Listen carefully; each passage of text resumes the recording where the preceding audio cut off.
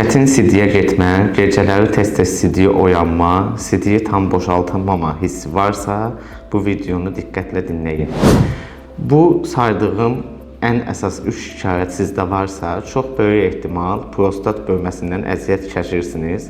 Prostat bölməsi dedikdə biz 50 yaşlı kişilərdə olan fiziolojik olaraq prostat bölməsini yox, normadan artıq prostatın bölməsi və bu bölmə nəticəsində sidiş kanalının darlığına səbəb olan, yəni qısaca prostat vəzi böyüyür, normal olan sidir kanalını, yəni turbanın elə bil iç qisminə doğru böyüdükcə xəstələr çətin işiyir, gecələri tez-tez sidiyə qalxır və sidiyə getdikdən sonra da tam boşaltmama hissini yaşayır.